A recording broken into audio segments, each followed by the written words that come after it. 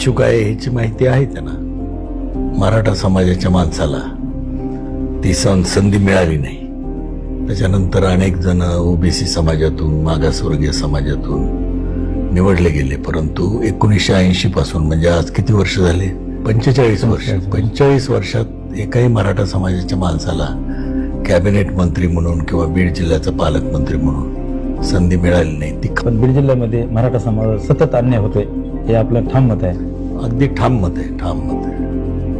ठाम मत आहे माझं की ते राज्याचे कृषी मंत्री माणिकराव कोकाटे यांच्या नाशिक सत्र न्यायालयाचा जो त्यांच्या शिक्षेचा निर्णय कायम झाल्यामुळे धोका आला आणि त्यांना राजीनामा द्यावा लागला. त्यानंतर परत या रिक्त मंत्रिपदाच्या जागेवर परत माजलगावचे आमदार प्रकाशदादा सोळंके यांचं नाव चर्चेत आलेलं आहे. काय म्हणतात? नाही, मला तर काय माहीत नाही नाव चर्चेत वगैरे कुठं आहेत, काय आहे ते.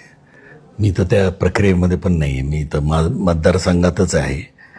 जागा रिक्त झाली आहे, परंतु त्यांना उच्च न्यायालयात जायची संधी आहे.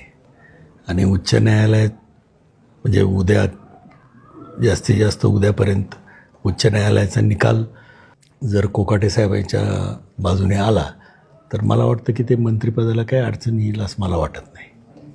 आणि त्यांचं मंत्रिपद कंटिन्यू राहील. जर अडचण आली तर अडचण आली तर पक्षश्रेष्ठी निर्णय घेतील काय करायचं त्याचं. त्यांना माहीत आहे, म्हणजे त्यांना मी इच्छुक आहे ह्याची माहिती आहे त्यांना. त्यामुळं त्याच्या बाबतीत आता तेच पक्षश्रेष्ठीच निर्णय घेतील काय आहे ते. आज जिल्ह्यामध्ये सर्वात सिनियर अभ्यासू आमदार आहात.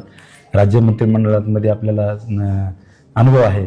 ते पाहता अडचण काय लागली पक्षश्रेष्ठीनं तुम्हाला नाही करण्याची? पक्षश्रेष्ठींची काय अडचण आहे ती त्यांना माहिती, मला काही माहिती नाही. परंतु सिनियरिटी आहे, क्लेम आहे आणि पक्षश्रेष्ठी न्याय देतील अशी मला वाटतं. बाकी काय अडचण दुसरी जातीची काही पाठीमागं म्हणले ना तुम्ही जातीच्या ह्याच्यात? नाही, मागे बीड जिल्ह्याची आत्तापर्यंतचा इतिहास मी सांगितला होता की गेले म्हणजे माझे वडील हे 1980पर्यंत कॅबिनेट मंत्री होते आणि ते शेवटचे पालकमंत्री होते. त्याच्यानंतर कुठल्याही मराठा समाजाच्या माणसाला ती संधी मिळाली नाही. त्याच्यानंतर अनेक जण ओबीसी समाजातून, मागासवर्गीय समाजातून निवडले गेले. परंतु 1980 पासून, म्हणजे आज किती वर्ष झाले?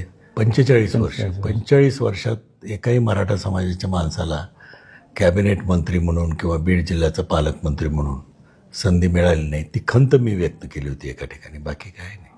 की खरोखरच म्हणजे परिस्थिती जिल्ह्यातली अशी आहे की मराठा समाज हा बॅकबोन आहे NCPचा. इतर समाज हे दुसऱ्या पक्षाकडं